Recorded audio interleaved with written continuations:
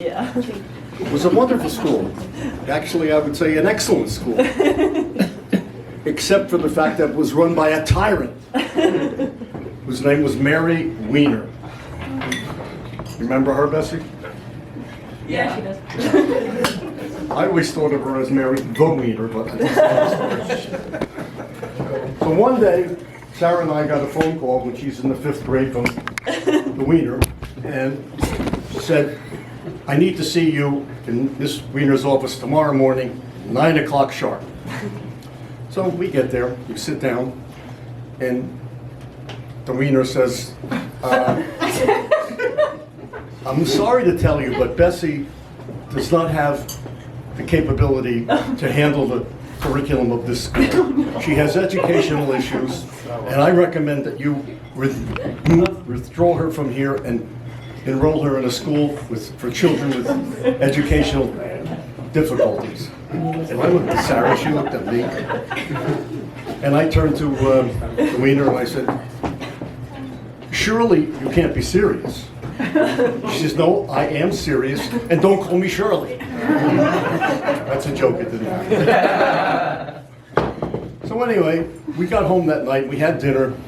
Halfway through dinner, Bessie's looking down at her plate, and she looks up at us, and she says, I'm wondering, Mom and Dad, if you're aware of the subtle difference between these string beans and haricot vert. Well, needless to say, we didn't withdraw her from the school after that.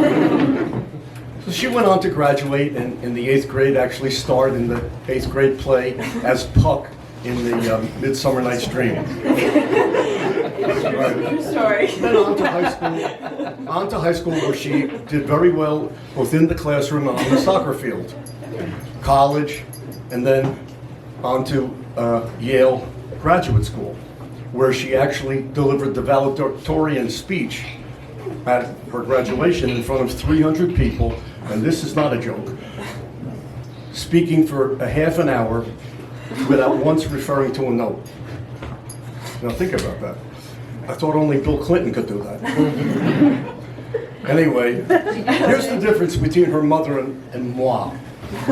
People would come up to Sarah and say, so how's Bessie doing these days? Oh, she's doing fine. Where does she go to school? She would say, oh, the school up in New England. Oh.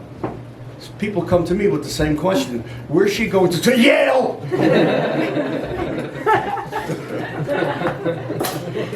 So Bessie, on behalf of your grandmother Sima and your grandfather Marty and your Uncle Billy and your Aunt Ann and your grandfather Otto and grandmother Gertrude and your mother and I, we want to tell you how much we're proud of you, how much we love you and Rima, and how much we care that you have a wonderful, happy, successful, and exciting life together.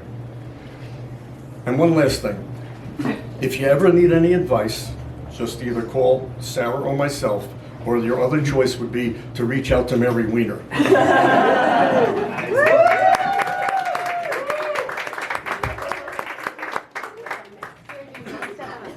Don't step on.